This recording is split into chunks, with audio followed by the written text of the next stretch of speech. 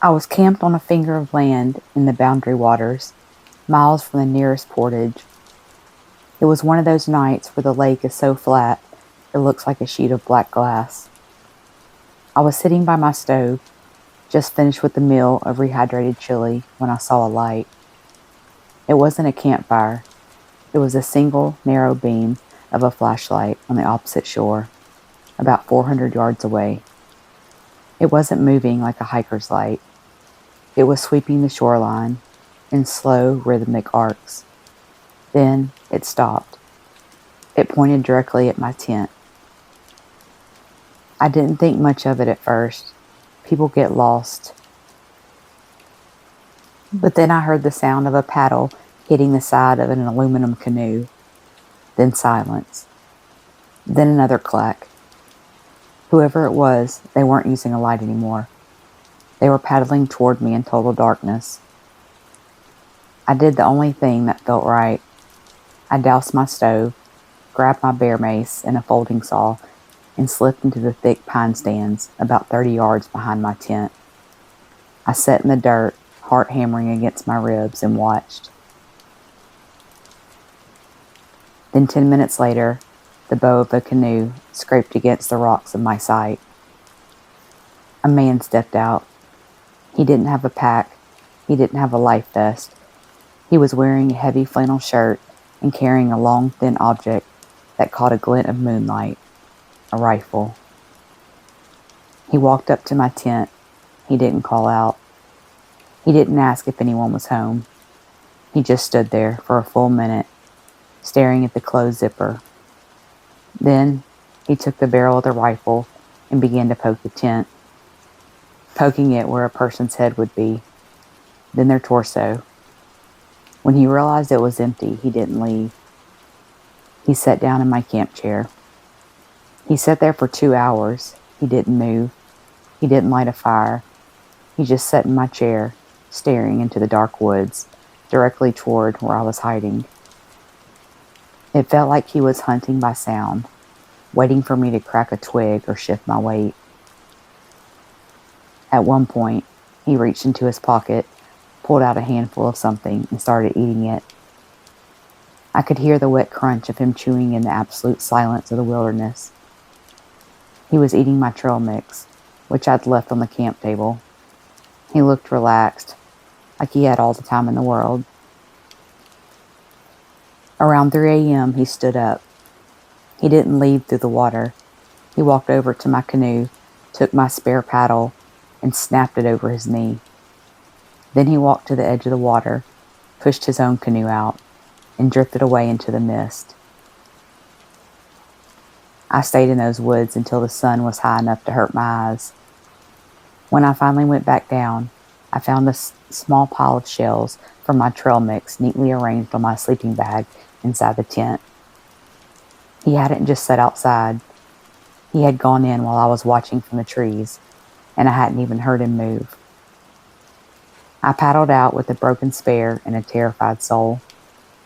When I reported it to the outfitters, they told me no one had rented an aluminum canoe in that area for 3 weeks. The man wasn't a traveler. He lived out there. And based on the way he knew exactly where to find me, I wasn't the first person he'd watch sleep.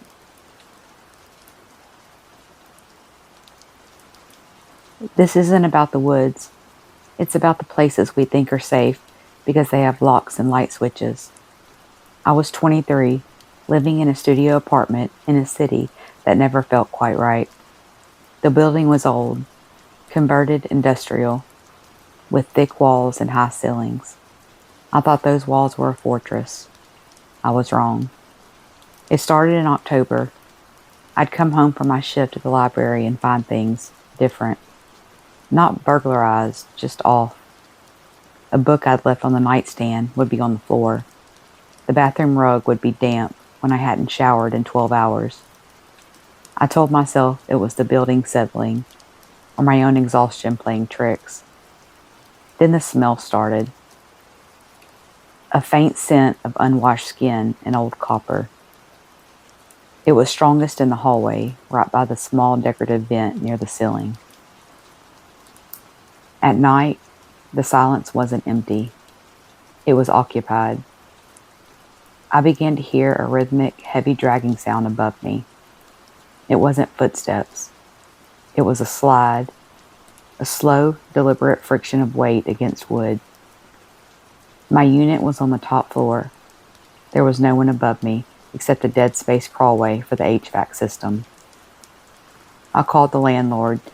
He sent a guy out who looked at the vent, shrugged, and said it was probably just fat raccoons in the ducts. He screwed the vent cover back on tighter and left. That night, the dragging stopped. It was replaced by a soft, frantic scratching right above my pillow. One Tuesday, I was getting ready for bed. I dropped my earring and it rolled under the radiator. I got down on my hands and knees with my phone light. As I reached for the jewelry, I noticed a small, jagged hole in the drywall behind the radiator pipe. It was barely the size of a dime. I leaned in, my eye inches from the gap, trying to see if there were mice. I didn't see mice. I saw a flash of white. Then a pupil, large, unblinking. It was less than an inch from my own face. I didn't scream. My throat simply closed up. I watched as the eye narrowed, and a voice, low and wet, like someone speaking through a mouthful of silk, whispered, "You found it." I didn't pack. I didn't grab my shoes. I grabbed my keys and ran into the hall in my socks. I hammered on my neighbor's door until he opened it, and I stayed there until the police arrived. They had to use a crowbar to get into the maintenance hatch in the basement that led to the dead space behind the walls. They found him in the void directly behind my bedroom wall. He hadn't been there for a night. He'd been there for 6 months. They found a nest made of stolen clothes, my clothes, socks, shirts, a scarf, which I thought I'd lost on the bus. He had a small battery-operated fan, a stack of my mail, and a series of holes drilled throughout the apartment, into the bathroom, the kitchen, the bedroom. He'd been watching me eat, sleep, and bathe for half a year. But the worst part wasn't the voyeurism. It was the gift. Next to his sleeping bag, the police found a small glass jar. Inside were dozens of tiny, neat clippings of hair. My hair. He'd been coming out of the vents while I slept, using sewing scissors to take trophies from the back of my head where I wouldn't notice. He was a former tenant who had evicted himself a year prior, but never actually left the building. He knew the layout better than the landlord did. When they processed him, they found my spare key in his pocket. He hadn't been using the vents to get in. He'd been using the front door while I was at work, then retreating back into the walls before I got home. I moved 3 states away the next week. I still can't sleep in a room with a vent. I still check behind the radiators, because sometimes the house settling isn't the house at all.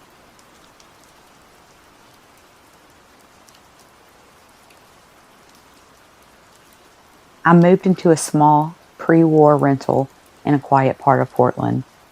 It was a shotgun-style house, long and narrow, with a damp, unfinished basement that smelled like cedar and wet limestone.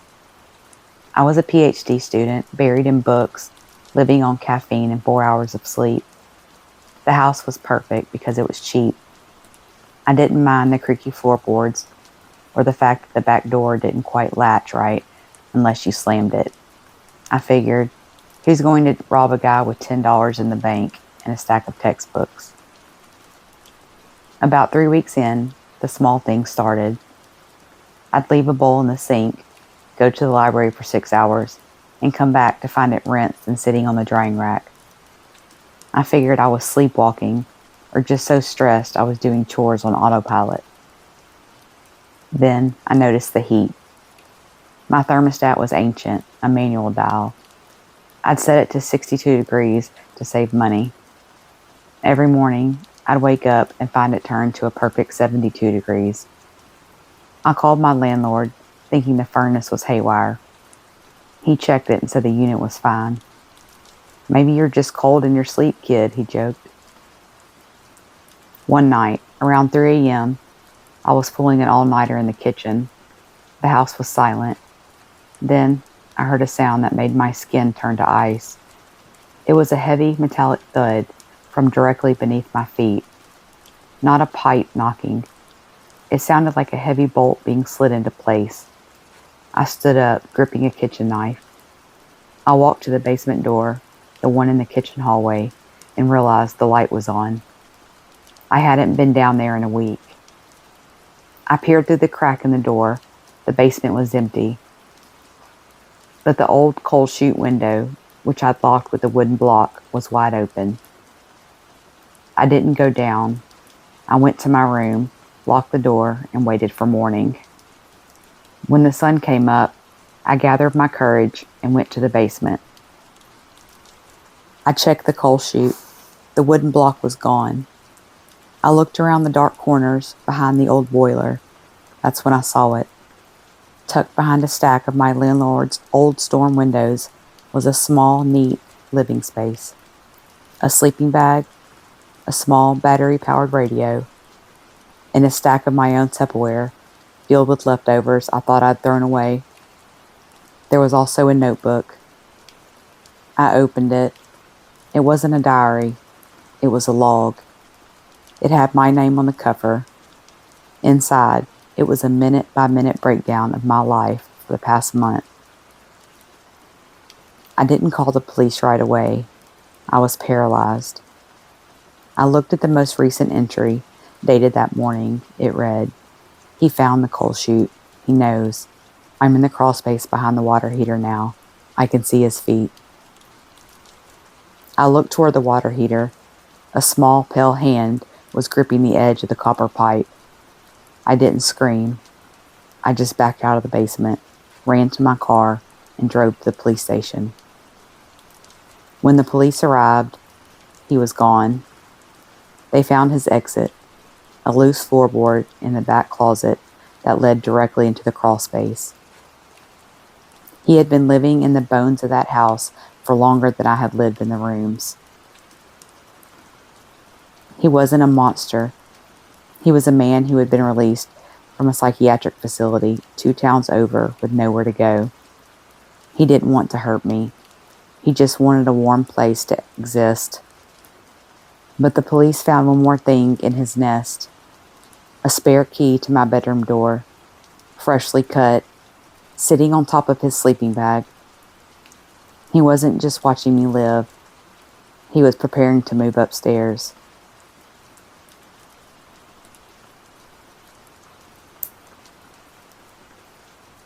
I was driving a beat-up 2008 sedan from Denver to Kansas City.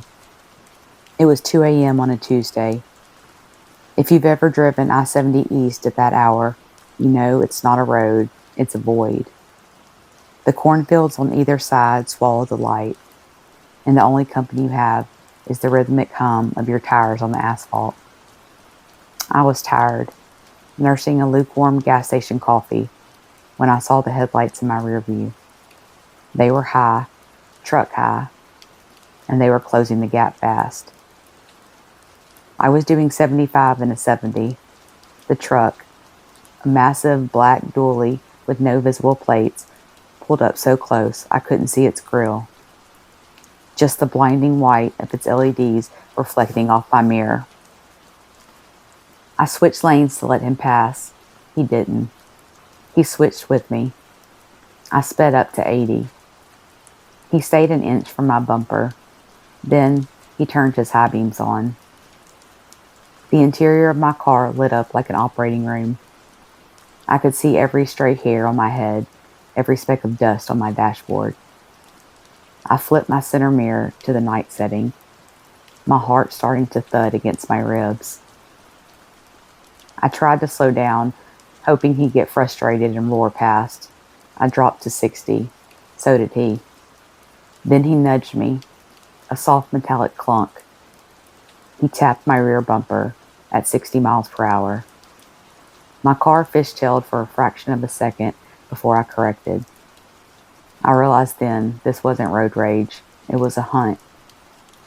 I punched the gas, pushing my little four-cylinder to 95.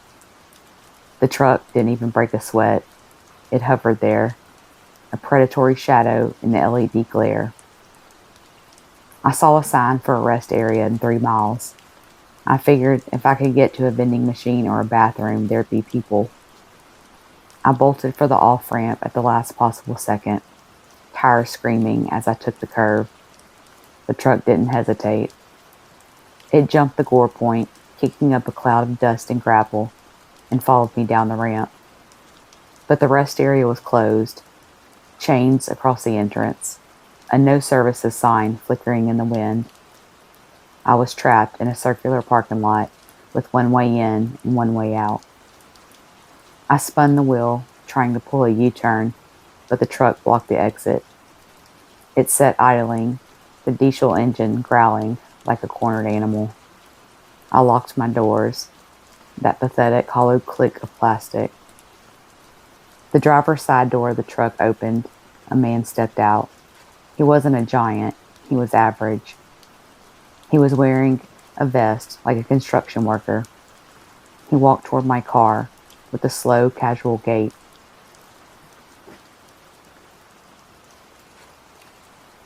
He had a heavy mag light in one hand and a Slim Jim lockout tool in the other. He didn't look angry. He looked like he was arriving for a shift at work. He reached my window and didn't try to break it. He leaned his face against the glass, shielding his eyes with his hand to see through the tint. He stared at me for 10 seconds, long enough for me to see the grease under his fingernails. Then he tapped the glass twice with his wedding ring. He leaned into the glass and whispered something I could barely hear through the seal. "Your left brake light is out. You should get that fixed before someone hits you." Then he laughed, a genuine belly-deep laugh.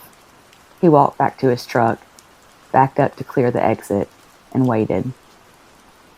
I didn't move for an hour. I watched his taillights vanish into the dark. When I finally got to a lit gas station 20 miles away, I got out to check my brake light. It wasn't out. The wires hadn't frayed. They had been cleanly snipped with a pair of pliers. He hadn't found me on the highway. He had been at the gas station where I got my coffee 30 minutes prior. He had disabled my car, waited for me to get onto the most isolated stretch of road in the state, and followed me just to see how long it would take for me to realize I was being watched.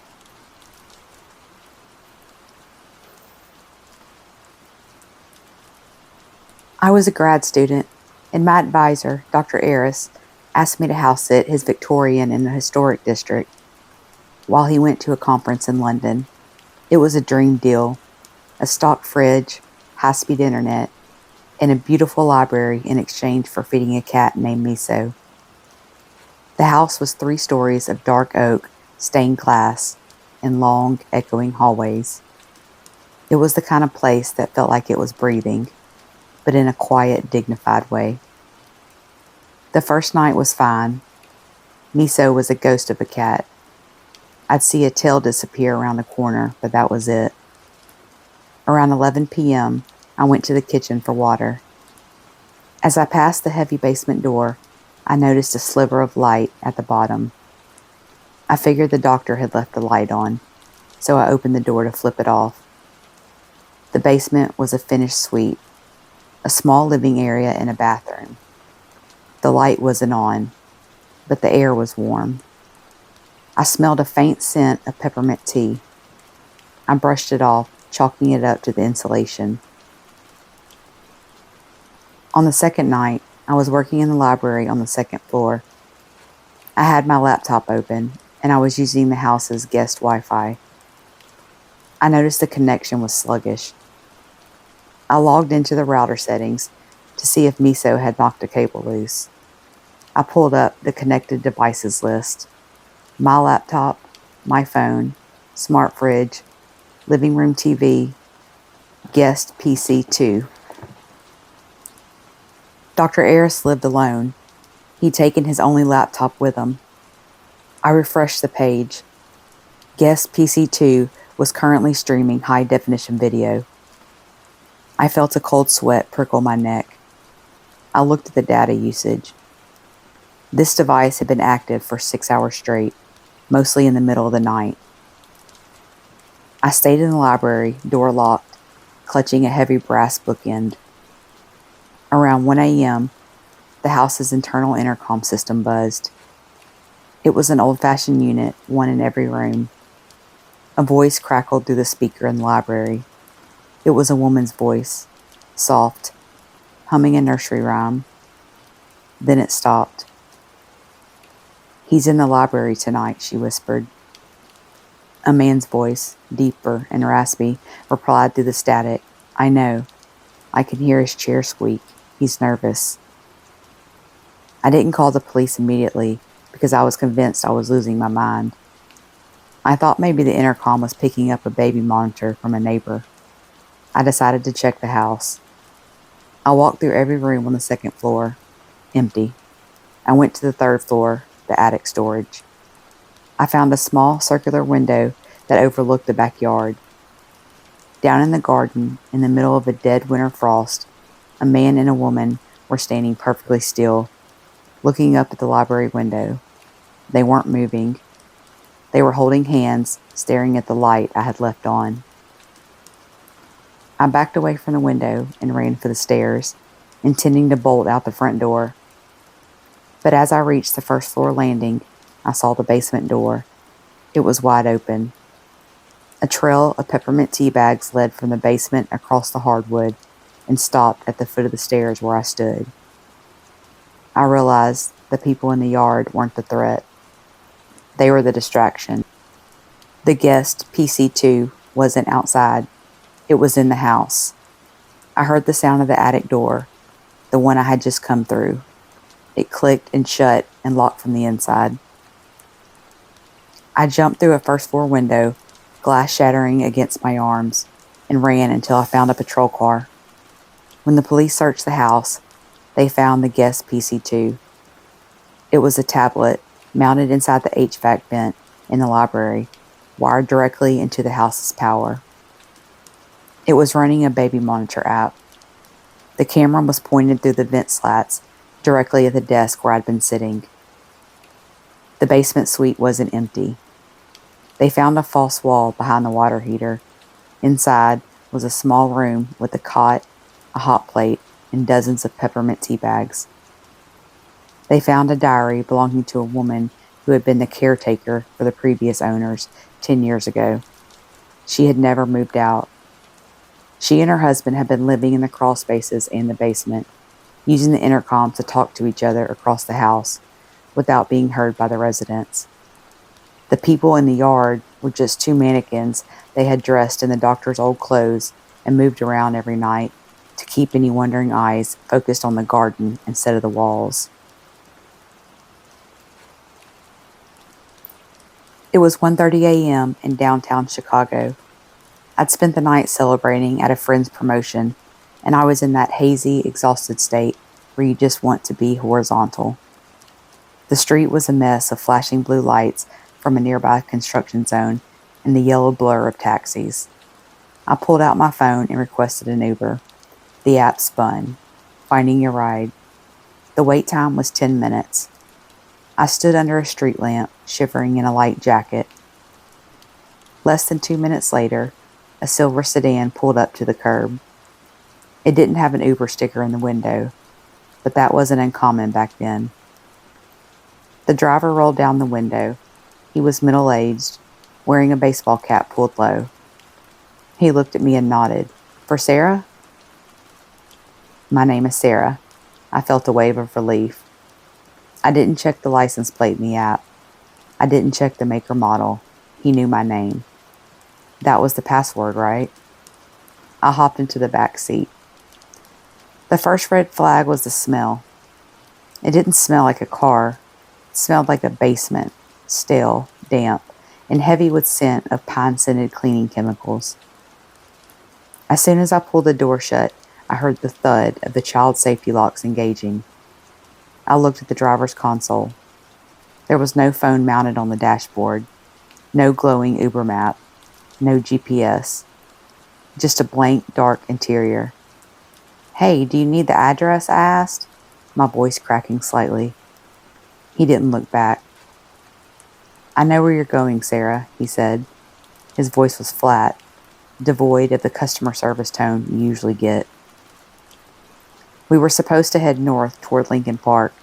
Instead, he took a hard right, heading toward the industrial zones near the river, the kind of place where the streetlights are all smashed and the warehouses are empty.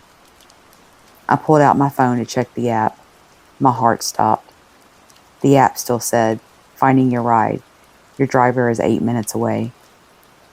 I looked at the man in the front seat. He was watching me in the rearview mirror. He wasn't driving with two hands. He was holding a small black device that looked like a signal jammer. "You're not my Uber," I whispered. I tried to pull the door handle. I tried the window switch. Nothing. He slowed the car down as we entered the dark alley behind a row of shipping containers. He turned off the headlights. "Sarah," he said, and this time there was a terrifying jagged edge to his voice. "Do you know how easy it is to hear a name? I stood behind you at the bar for 20 minutes. I heard your friends call you Sarah. I watched you pull out your phone. I just had to be the first car to pull up." He put the car in park and started to climb between the front seats. He was fast, moving with a practiced predatory agility. I didn't scream. I knew no one was there to hear it. I took my heavy metal case portable charger from my purse and swung it with everything I had. It caught him right in the temple. He grunted, stunned for a split second. In that window, I didn't try the door again. I kicked the side window with both feet over and over until the glass shattered into 1,000 diamonds. I crawled through the broken frame, the glass tearing at my palms and legs, and I ran. I didn't run toward the street. I ran into the maze of shipping containers. I hid behind a rusted dumpster for 3 hours. I watched his silver sedan circle the block, slowly, with the lights off, like a shark in dark water. He was looking for me. When the sun started to come up, he finally sped off. The police later told me that this was a fishing tactic. Predators hang out near busy bars, listen for names, and wait for someone who looks tired enough to skip safety checks. They found a kit in a similar car 2 weeks later. Zip ties, duct tape, and a sedative. But the part that keeps me up at night? When they finally caught him, they checked his search history. He hadn't been looking for just anyone. He had photos of my apartment building on his phone. He hadn't just found me at the bar. He had been following me for 3 days, waiting for me to get just drunk enough to forget to check the license plate. I was a freelance graphic designer working from a small renovated farmhouse about 20 minutes outside of town. It was a Tuesday, raining hard, the kind of weather that makes the house feel like an island. Around 9 p.m., my landline rang. I didn't even know why I still had it. It came with the internet bundle. I picked up. "Hello?" Nothing. Just the faint rhythmic sound of heavy breathing and the distant click-clack of what sounded like a typewriter. I hung up. 10 minutes later, it happened again. Same breathing, same click-clack. The calls came every 20 minutes. I eventually stopped picking up, but the machine would take them. My house was filled with the sound of my own recorded voice, followed by 30 seconds of that wet, heavy breathing. It felt like the caller was timing something. I checked the caller ID, unavailable. I tried to distract myself with a movie, but then my cell phone buzzed on the coffee table. A text from an unknown number. "The blue lamp looks better in the corner. I looked at my blue lamp. It was in the corner of the living room, right next to the floor-to-ceiling window. I lunged for the curtains and yanked them shut. My heart was a frantic animal in my chest. I sat in the middle of the room, away from the windows, and called 911. The operator was calm, telling me a squad car was 10 minutes out. While I was on the phone, the landline rang again. This time, I picked up. I didn't say a word. The voice on the other end wasn't breathing heavily anymore. It was a whisper, perfectly clear. I like the red sweater too. It matches the rug. I was wearing a red sweater. I looked at the curtains. They were thick, blackout velvet. There was no way anyone outside could see me. I realized then that the click-clack sound I'd heard on the phone wasn't a typewriter. It was the sound of the old loose floorboards in my guest bedroom directly above me. I looked at my cell phone. The unknown number was calling me now. I answered, pressing my phone to my ear, my eyes fixed on the ceiling. I heard the ringtone through the phone, and then, a second later, I heard the muffled vibration of a phone through the floorboards above my head. He wasn't in the yard. He was in my house. I didn't run for the front door. I'd have to pass the stairs to get there. I bolted for the kitchen and jammed myself into the small pantry, locking the flimsy door and gripping a heavy cast iron skillet. I stayed on the line with 911 operator, my voice a jagged whisper. Above me, I heard the footsteps, slow, heavy, and deliberate. They didn't go in the living room. They came straight to the kitchen. I watched the shadow move under the pantry door. The handle turned. Then silence. The police arrived 3 minutes later, sirens screaming. They found the back mudroom door had been jimmied open with a crowbar hours before. But when they cleared the upstairs, they didn't find a man. They found a nest in the crawl space behind the guest room closet. He'd been living there for days. He had small monitors hooked up to a series of wireless pinhole cameras he'd installed in the smoke detectors of every room. That's how he knew about the lamp. That's how he knew about the sweater.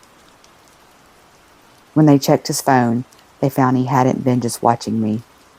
He'd been live streaming me to a private forum. There were dozens of people watching the feed, commenting on my movements and voting on what he should do next. The heavy breathing I heard on the phone, it wasn't him. It was the combined audio of the viewers in the chat room. He was just the performer. The most chilling part, they found a script in his bag. It was a play-by-play of how the night was supposed to end. The final line was, Sarah goes to the pantry. We end it there. I worked the 11 p.m. to 7 a.m. shift at a gas station off a lonely stretch of I-20. It was the kind of place where the wind always smelled like diesel and desperation. Around 3 a.m., a white van pulled up to the furthest pump. A man got out, but he didn't pump gas. He walked to the window. I kept the doors locked at night, and held up a map. He looked distressed, pointing at a spot in the distance. I spoke through the intercom. He said his daughter was sick in the back of the van, and his GPS had died. He needed me to come out and show him the turnoff because the map was confusing, he said. I looked at the van. The windows were tinted black. Something felt heavy in the air, a wrongness that vibrated in my chest. I told him I couldn't leave the kiosk. He got angry. He started banging on the bulletproof glass, screaming that I was a heartless kid. Then the side door of the van slipped open just an inch.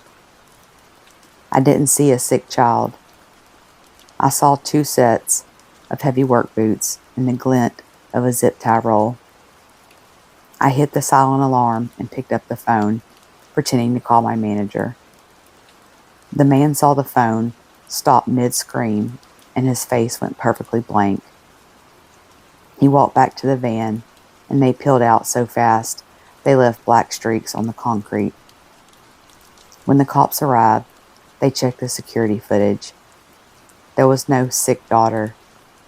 The man had been holding a map of the station's security blind spots, and the guys in the back were wearing masks. They weren't looking for directions. They were waiting for the door to open.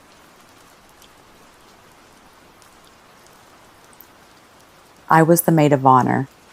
The couple had hired a budget photographer they found online, a guy named Eli. He was professional, quiet, and seemed to be everywhere at once. But halfway through the reception, I noticed he wasn't taking photos of the bride. He was taking photos of me. Every time I turned around, I'd see the long lens of his camera pointed at my face. I tried to shrug it off as him just being thorough, but then I went to the restroom. It was a single-stall room in the back of the lodge. As I was washing my hands, I heard the familiar click of a shutter. I looked up. The vent above the mirror was slightly ajar. I didn't scream. I froze. I walked out and told the groom. He and the best man cornered Eli in the parking lot as he was trying to pack his gear. They took his camera and scrolled through the digital playback. There were no wedding photos. Not one. The SD card was filled with hundreds of candid, high-resolution shots of me. Me getting ready. Me eating. Me laughing. And then the most recent ones. Photos of me through the bathroom vent. But the terrifying part was the before folder. There were photos of me at the grocery store 3 weeks prior. Photos of me jogging in my neighborhood. He hadn't been hired by the couple. He had intercepted their original photographer's email, sent a cancellation notice from a spoofed account, and showed up in his place just to get close to me.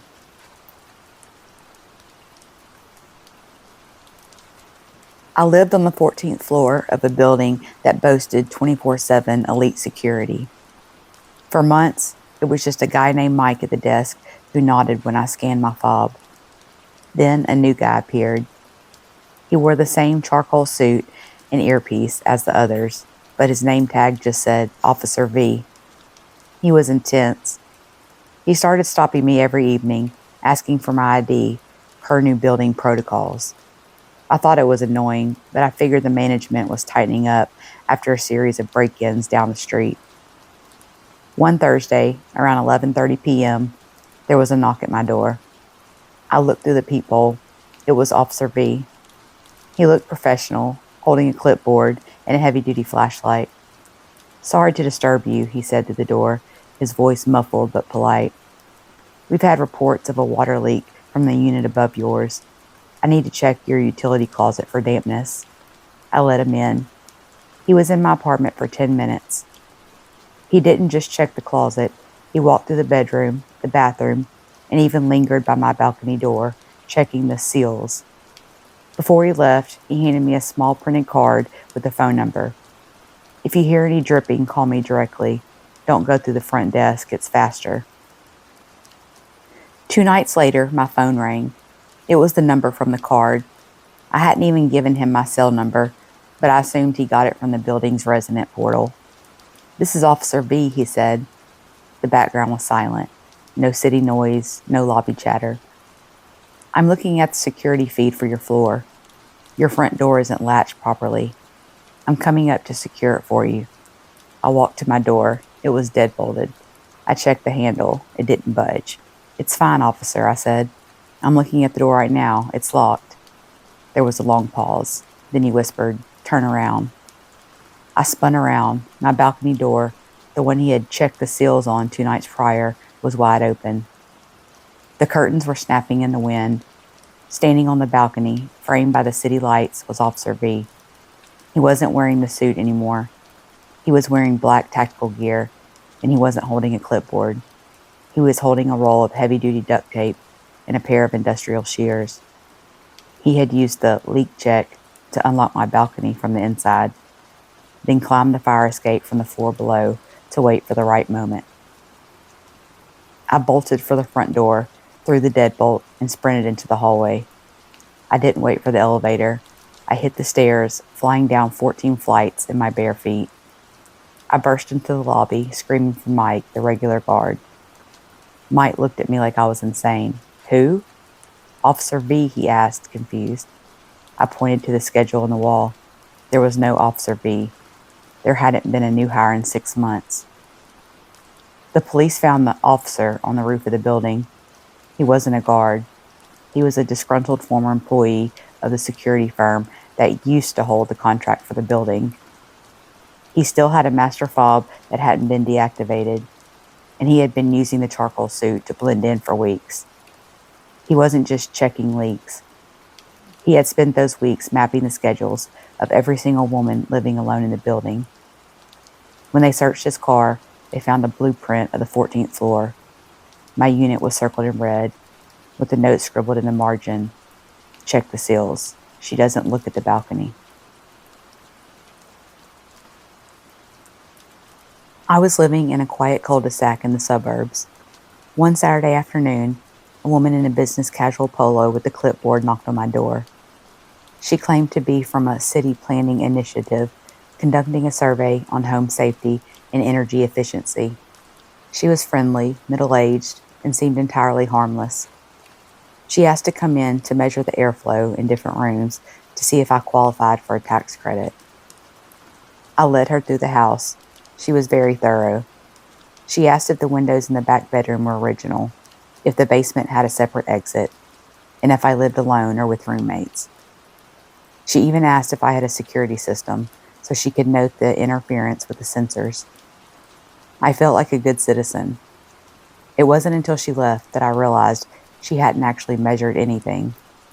She had spent the entire time looking at the locks and the hinges of my doors. 2 nights later, I woke up to the sound of someone trying to lift my back sliding door off its tracks. I called the police, and when they arrived, they found a scout map dropped in my flower bed. It was a hand-drawn floor plan of my house, perfectly accurate, with X marks on the windows without sensors, and a note at the bottom. Back bedroom window, latches loose, single occupant, sleeps with white noise machine. The city planning office had no record of any surveys. She wasn't an auditor. She was a closer for a burglary ring, hired to find the path of least resistance.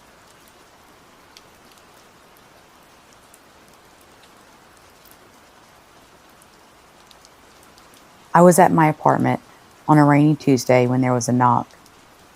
A delivery driver in a generic brown uniform was holding a massive heavy box. "Package for 4B?" he asked. I lived in 4A. I told him he had the wrong door. He looked frustrated, sighing and leaning the box against my doorframe. "Look, man, my scanner is dead and this thing weighs a ton.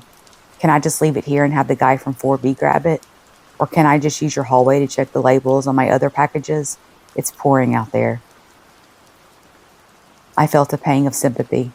I opened the door a bit wider to let him step into the small foyer out of the rain. He dragged the box inside. He didn't look at his labels. He looked at my keys hanging on the hook by the door. He looked at the shoes on the rack. Then he looked at my dog, a 90-pound German Shepherd who was currently growling from the kitchen. The driver's entire demeanor changed. He didn't look tired anymore. He looked annoyed. He suddenly picked up the heavy box with one hand, and it was clearly empty, and walked out without saying a word. I watched through the peephole as he skipped 4B entirely and walked straight to the stairs. I called the police. They found the box abandoned in the stairwell. Inside wasn't a delivery. It was a heavy-duty bolt cutter and a roll of plastic sheeting. He wasn't a driver. He was a scout. He used the heavy box to get people to open their doors. And once he saw my dog, he realized I wasn't an easy target. He moved on to the next building, looking for someone who lived alone and didn't have a 90-pound deterrent.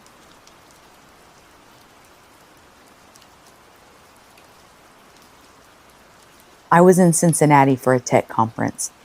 The hotel was one of those sprawling, brutalist concrete blocks with endless carpeted hallways that smelled like industrial lavender and stale air. I checked in late, around 11:30 p.m. The night clerk was a young guy, barely 20, who kept glancing at a man standing by the vending machines. The man was wearing a suit that didn't fit right. The sleeves were too long, covering his hands. As the clerk handed me my key card, he didn't say the room number out loud. He wrote it on the sleeve and slid it over, his fingers trembling. "Room 412, he whispered. "Elevators are to the left." I didn't think anything of it. I was exhausted. I got to the 4th floor. The hallway was a tomb. As I walked toward 412, I heard the elevator behind me ding. I didn't look back, but I heard the footsteps. They weren't the hurried pace of a traveler. They were perfectly synced with mine. When I slowed down, they slowed down. When I sped up, they sped up. I reached my door, swiped the card, and ducked inside, slamming the deadbolt. I stood there, looking through the peephole. The man from the lobby, the one in the ill-fitting suit, was standing in the middle of the hallway. He wasn't looking at my door. He was looking at his watch. He stood there for exactly 60 seconds, then turned and walked away. I tried to settle in. I took off my shoes and sat on the bed. Then the room phone rang. I picked it up. "Front desk," a voice said. It wasn't the kid from earlier. It was deeper, smoother. "I'm so sorry to bother you, but we had a glitch in the system. Your credit card didn't process correctly. Could you read me the numbers again so I don't have to lock the door remotely?" I'm not an idiot. I told him I'd come down to the desk in the morning. "Actually," the voice said, dropping the polite tone, "it needs to be done now. Or I can just send security up to fetch you. He's already on your floor." I hung up and immediately called the actual front desk. Using the pre-programmed button, the kid answered. "Front desk, how can I cut him off. "Did you just call me about my credit card?" Silence. Then a shaky breath. "Sir, I didn't call you, and I'm the only one on the desk tonight. But sir, please, do not open your door. I saw him follow you. He's been in the lobby for 3 nights. He claims he's with the fire marshal, but he doesn't have a badge. I called the police 10 minutes ago." As I was talking to the clerk, the handle of my door turned, slowly, methodically. Then the sound of a key card swiping. Red light, beep, then again, red light, beep. He was trying to brute force the electronic lock with the handheld cloner. I pushed the heavy dresser in front of the door. From the other side, I heard a metallic clink. A wire, a slim gem for hotel doors, began to slide through the gap at the top of the door, fishing for a manual latch. I grabbed the heavy ice bucket and stood by the door, ready to swing. The wire hooked the latch. I watched as the metal arm began to move. "I know you're in there, 412. The voice from the phone whispered through the wood. "The kid at the desk is dead. It's just us now." The police arrived 4 minutes later. They caught the man in the stairwell. He wasn't alone. There were 2 other men in the van in the parking lot. The man in the suit wasn't a fire marshal or a guest. He was a professional jumper, someone who targets business travelers in mid-range hotels. But the most terrifying part, the kid at the desk wasn't dead. He was locked in the luggage closet. The man had used a signal jammer to intercept the hotel's phone lines. When I called the front desk, the call had been routed to one of the men in the van. The man in the suit had a bag with him. Inside were rolls of duct tape, a bottle of chloroform, and a set of high-end camera equipment. They weren't there to rob me. They were there to film a disappearance. They had a list of 3 other room numbers in the hotel. All of them were occupied by men traveling alone. When the police searched the man's suit, They found it was padded. He was wearing a second set of clothes underneath, a hotel maintenance uniform. He had been switching personas all night, moving through the halls like a ghost in a machine.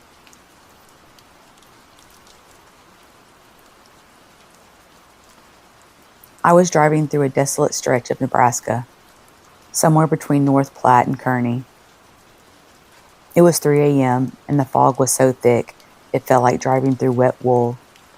Suddenly, the highway narrowed. Bright orange construction barrels began funneling traffic, which was just me, into a single lane. Then a massive illuminated arrow pointed toward an off-ramp. A hand-painted sign said at the base, I-80 closed, detour ahead. I didn't question it. You don't question the Department of Transportation. I took the exit. The detour signs led me onto a 2-lane county road that cut through endless towering walls of corn. The signs were frequent at first. Detour 5 miles, follow arrows. But the further I drove, the cruder the signs became. The professional reflective paint was replaced by black spray paint on plywood. I checked my GPS. It was spinning, lost in a dead zone between towers. The road turned from asphalt to gravel. I started to get that prickle in my chest, the one that tells you you've wandered off the map. 5 miles in, I hit a dead zone. Not a cliff, but a deliberate barricade. 3 rusted-out pickup trucks were parked nose to tail across the road, their headlights off. In front of them stood a row of those same orange construction barrels. I slammed on the brakes, gravel spraying against my undercarriage. I shifted into reverse, intending to pull a 3-point turn and get back to the interstate. That's when I saw the lights behind me. Another truck had pulled out from a hidden farm track, blocking the road I had just come down. I was boxed in.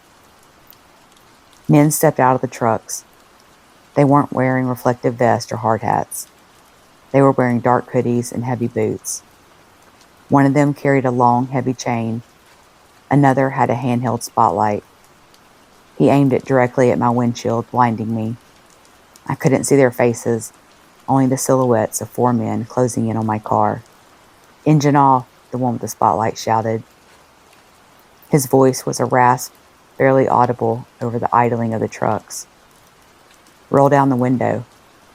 We need to check your permit. I didn't have a permit. There was no such thing as a detour permit. I didn't turn off the engine. I felt the vibration of the car, the only thing connecting me to a chance at survival. The man with the chain reached my driver's side door and pulled the handle. It was locked. He didn't hesitate. He swung the chain against the window. The safety glass spiderwebbed but stayed in the frame. I didn't think. I shifted into drive, floored the accelerator, and aimed for the gap between the orange barrels in the ditch. I felt the sickening crunch of plastic as I leveled 2 of the barrels, my car tilting dangerously as 2 wheels hit the soft mud of the cornfield.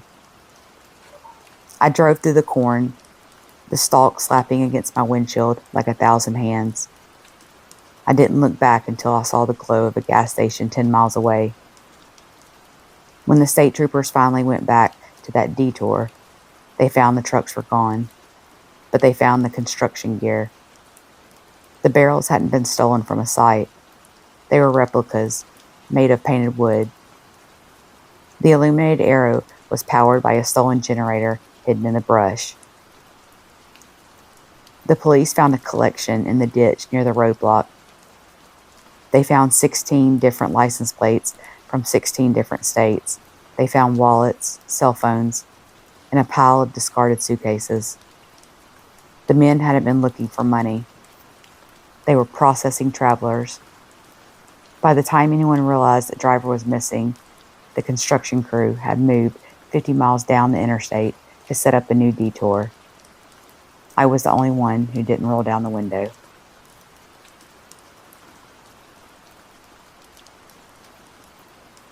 I was driving through the Oregon Cascades on Highway 58.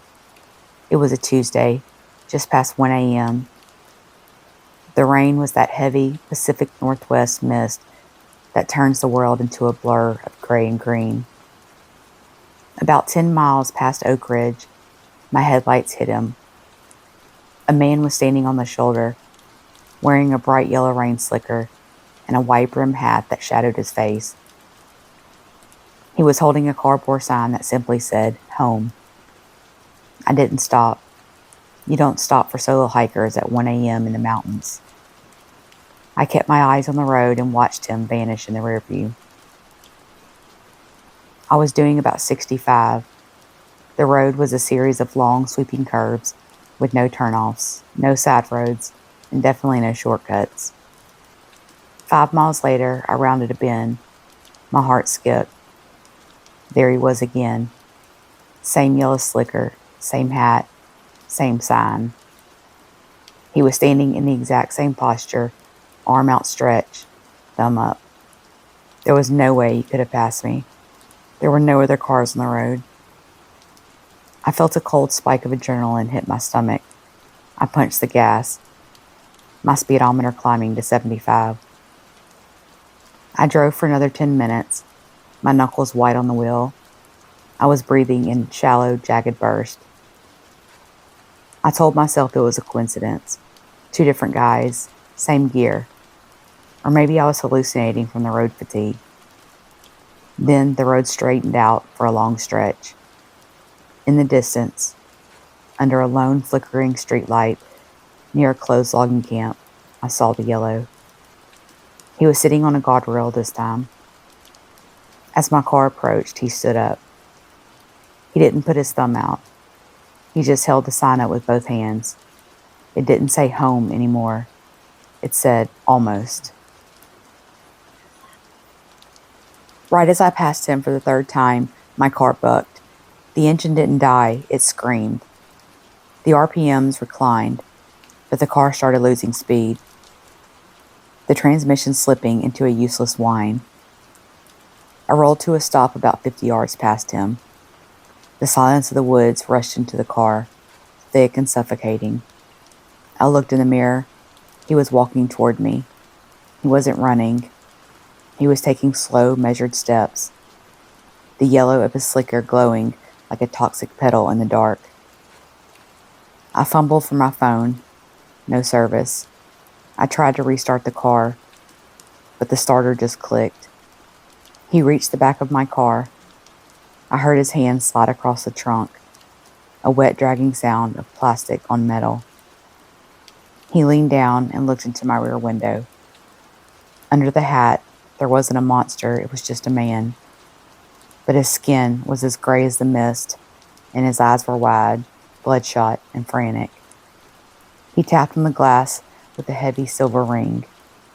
"You're late," he whispered. I didn't hear it through the glass. I felt it in the steering wheel. I grabbed my tire iron and threw myself out of the passenger side door, sprinting into the tree line. I didn't look back. I hid in the thicket of ferns for 4 hours, listening to the sound of my own car being systematically dismantled. I heard the glass break. I heard the seats being ripped out. I heard him talking, not to me, but into a radio.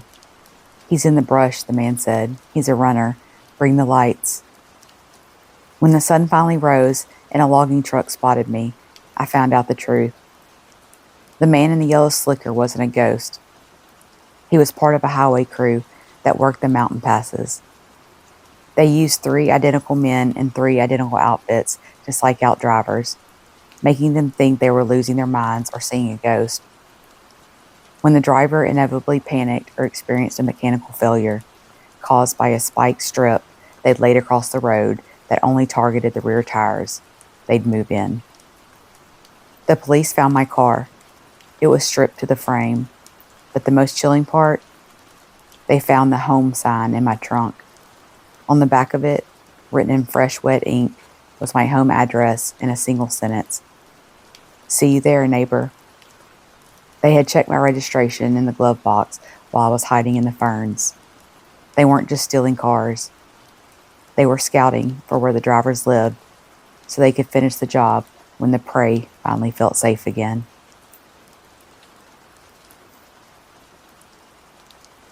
I was a student living in a basement apartment with no dryer, so I hauled my life to the spin cycle at 2 a.m. on a Tuesday. It was one of those places that smelled like scorched lint and cheap detergent, lit by buzzing fluorescent tubes that made everyone look like a corpse. I was the only one there. I loaded 2 industrial washers and sat on a plastic bench, burying my face in a textbook. The street outside was dead, just the occasional hiss of tires on wet pavement and the rhythmic thump-thump of my jeans in the machine. About 20 minutes in, I felt that prickle on the back of my neck. I looked up at the large plate glass window that faced the street. Because it was dark outside and bright inside, the window acted like a perfect mirror. I could see the whole row of dryers behind me. And sitting on one of those folding tables in the very back corner was a man. I hadn't heard the door open. I hadn't heard a single footstep. He was just there. He was wearing a heavy winter parka despite the humid heat of the room, and he was holding a small handheld camcorder. He wasn't filming the room. He was filming the back of my head. I didn't turn around. I knew if I turned around, the game would change. In the reflection, I watched him zoom in.